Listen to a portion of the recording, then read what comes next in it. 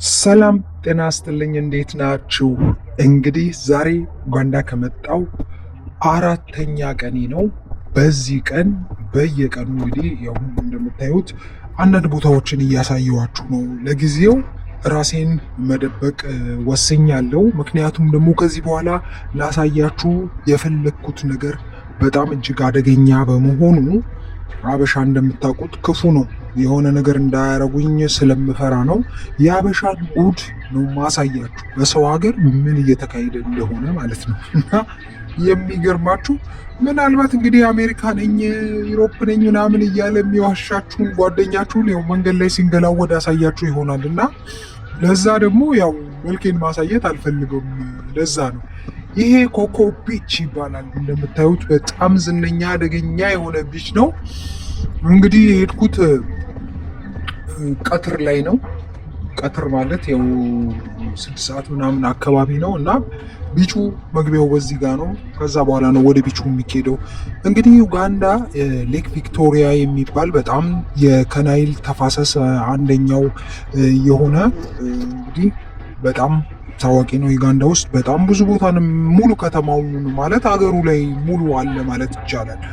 እና እንግዲህ ላየውን የመጣሁት እንግዲህ በምሬን የመጣሁት መግቢያ በእነሱ ሀገር 5000 ይከፈላል። እንግዲህ 5000 ማለት በእነሱ ብር ምን ያህል እንደሆነ እዚህ ስክሪኑ ላይ ጽፍላችኋለሁ። እንግዲህ ይሄን ይመስላል ቢቹ።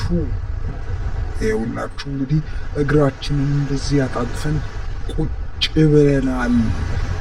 ወጥ ንፋሱ እንዴት ደስ እንደሚል የማዕበሉ ድምፅ።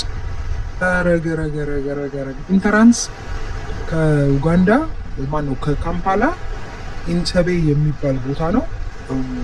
ትራንስፖርት 5000 ነው። እዚህ ውስጥ መግቢያ 5000 ነው። በአጠቃላይ 10000 ነው ማለት ነው እዚህ ውስጥ ለመግባት። እንግዲህ 10000 ምን ማለት እንደሆነ በባንክ ሬት እለጥፍላችኋለሁ። በዶላር እንግዲህ $3 መሰለኝ አጠቃላይ መምጫዬም እዚህ መግቢያውም በዶላር $3 ነው። $3 ነው በዶላር እንደውም $3 በታች ነው። እና ኢትዮጵያ ውስጥ እንደዚህ አይነት ቢች ለመግባት ምን ያህል ይሆናል ብላችሁ ታስባላችሁ? እኔ በጣም ውድ ነው የሚመስለኝ። እንግዲህ የጎረምሳ ሀገር እያያችሁ እንዳይደብራችሁ። ግን ይሁት እንዴት ደስ እንደሚል ቢቹ፣ ንፋሱ ደስ ይላል ምናምን እና በጣም ኑሮ በጣም ርካሽ ሆኖ አግኝቼዋለሁ። እንዴት እንደሆነ ባላውቅም ማለት ነው። እንግዲህ በትራንስፖርት እንግዲህ ትራንስፖርቱ 45 ኪሎ ሜትር ነው። 45 ኪሎ ሜትር ከካምፓላ 45 ኪሎ ሜትር ነው የሄድኩት በ5 ብር ማለት ነው። እና መግቢያ 5 ብር ከፈልኩ። በአጠቃላይ 10000 የዚህ ሀገር ብር ግን ከ$3 በታች ነው። 10000 ማለት ነው። በኢትዮጵያ ብር እንግዲህ ከ$3 በታች 10። እኔ ስመጣ ዶላር ከብሔራዊ ባንክ የገዛሁት 61 ማለት ነው። 161 በ3 ስታባዙ ይኸውላችሁ እንዲህ ቦታ ምንም ባበሉ ባጠጡ እንዲህ ቦታ ገብታችሁ እንዲህ ፈታ ብላችሁ መውጣት ራሱ ቀልብ ነው። ኮኮ ቢች ይባላል። እንግዲህ ከካምፓላ ምንድነው ኢንተቤ አየር ማረፊያው ያለበት ቦታ ላይ ካሉ ብዙ ቢቾች መካከል አንዱ ነው እና በጣም እንዴት ደስ እንደሚል ልነግራችሁ አልችልም። በቃ ንፋሱ ምናምን እንዲህ አውሮፓ ያለውን የመሰለኝ እናንተ 1000 ብር ባልሞላ በኢትዮጵያ ብር ሄዳችሁ አስባችሁታል። እንግዲህ ቢተዝናናችሁ አሁን እየጠየቀኝ ያለው በቦት ተከፍሎ ይኬዳል። ስንት ትከፍላላችሁ መሰላችሁ? በቦት $5 ከፍላችሁ በቃ በቦት እዛ መሀል ላይ ደርሳችሁ ምናምን ትመጣላችሁ ማለት ነው። እና እዚሁ ቦታ አለ እንግዲህ ገብቶ መዋኘትም ይቻላል።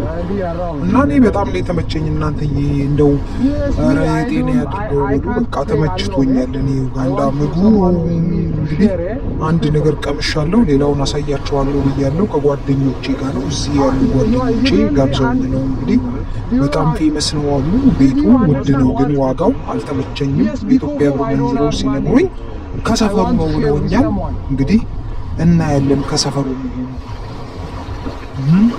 እና ቢቹ እንደዚህ ነው የውላችሁ። ኮኮ ይባላል፣ ኮኮ ቢች ይባላል። እና ያለችኝ ካሜራ ኢንስታ 360 ካሜራ ነው ይዤ ሄድኩኝ እንግዲህ እና በጣም አውቴ እና ባውት አሳያቸዋለሁ። ምንም በትንሽ ብር ይኖራል አሉ እዚህ ወላ ምንም አትሰሩ። አዲስ አበባ ላይ ምንም በተለይ ቤተሰብ ምናምን የሌላችሁ ሰው ያው ቤተሰብ ነቅሎ መምጣት እንደዚህ ይከብዳል። ብቻችሁን ያላችሁ በተለይ ኮንቴንት ክሬተሮች ምናምን እንደዚህ ዩቱብ ቪዲዮ እየሰራን ምናምን ብሎግ እንጀምራለን ምናምን ሁሉ ሰዎች የምሬኑ በቃ እኔ ተመችቶኛል። መመለስ ሁላ አይመስለኝም። ገና በአራተኛ ቀኔ አለመመለሴን ወስኛለሁ። ትኬቴ ይረር 110,000 ነው የቆረጥኩት። ይረር ትኬቴ የ3 ወር ቪዛ ነው ያለኝ። በዚህ ጥገኝነት ጠይቅና ቀራለሁ። እንዴ ምንም ተመለሱ። አሳው ስጋው በቃ አሳ፣ ስጋ፣ እንቁላል፣ ዶሮ፣ ፍሬዳ ምግብ ነው እናንተ። በቃ ማንም ሳይበላ ማንም የሚወዱ እነዚህ የጠራኋቸው ማንም ሳይበላ ደሃው ሳይበላ። እንዴ የሚገርማችሁ ከአንድ $1 በታች ቀኑን ጥቅላችሁ የምትወዱት እንትን አለ ምግብ አለ።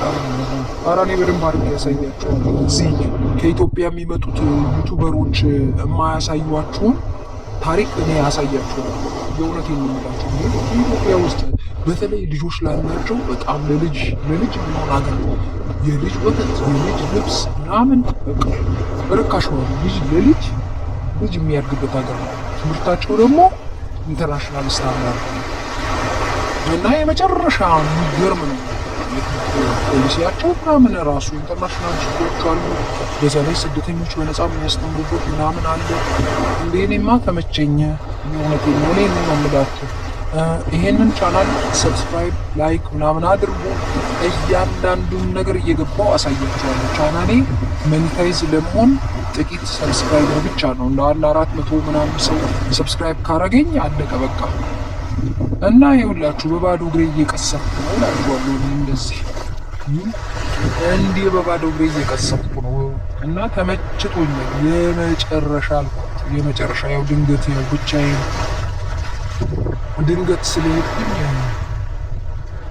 እንደዚህ አይነት ጠለቅ ጠበቅ ያለ ቢች ይጠብቀኛል ብዬ ጠበቁ ማለት አንደርስቲሜት አድርጌታለሁ። ዩጋንዳን በጣም ንቅያት ነበር ታውቃላችሁ። ምን አለ ምክንያቱም ታውቃላችሁ ኢትዮጵያ ውስጥ እንግዲህ ኢትዮጵያ ሀገሬ ለምለምሽ ምናምን ገለመሌ ምናምን የሚባል ብዙ ዘፈን ነው እየሰማን ያደግነው እና እዚህ ደግሞ ይከብዳል። በአንዳንዴ ልትሆን ትችላለች ብሎ ማሰቡ ማለት ነው። እና በቃ እኔ በጣም ነው የደነቀኝ። የሆነ ኮልኮሌ የሆነ ሰፈር አለ፣ ያለ ሰፈር አለ፣ ልክ ያው እንደ ኢትዮጵያ ማለት ነው። እና በጣም ተመቸኝ እያችኋለሁ። ቢቹን ደጋግሜ ነው የሚላችሁ እና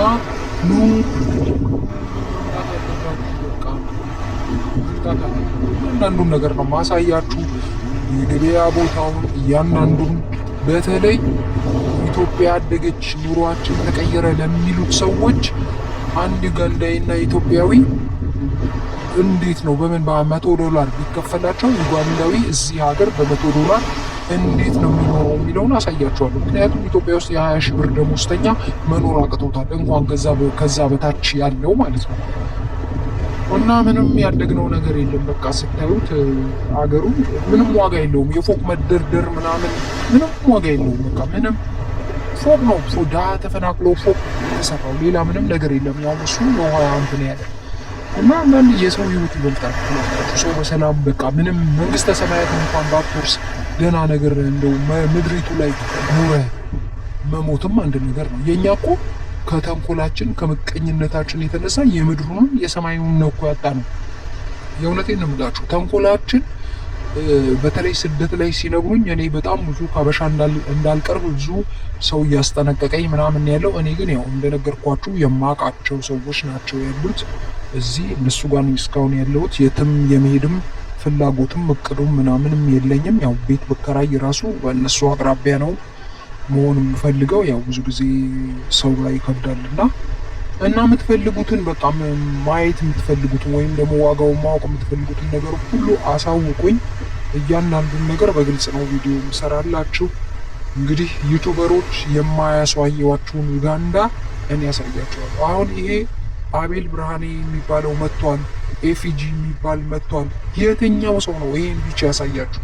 ኮኮ ቢችን ማን አሳያችሁ? እኔ ነኝ የመጀመሪያ ጊዜ ያሳየኋችሁ። ስለዚህ ያላያችኋቸው ከነሱ መጡ አንበጣ ይበላሉ ምናምን የሚል ነገር ነው ያሳዩት። እኔ እዚህ መምጣት ኢንተረስት ስለነበረኝ እሱም ተከታትሎ ነበር። ግን አንበጣ ይበላሉ፣ ሌላ የነገሩት ጠቃሚ መረጃ የለም። እኔ ግን በጣም ጠቃሚ መረጃ ነው የምነግራችሁ። ቻናሉን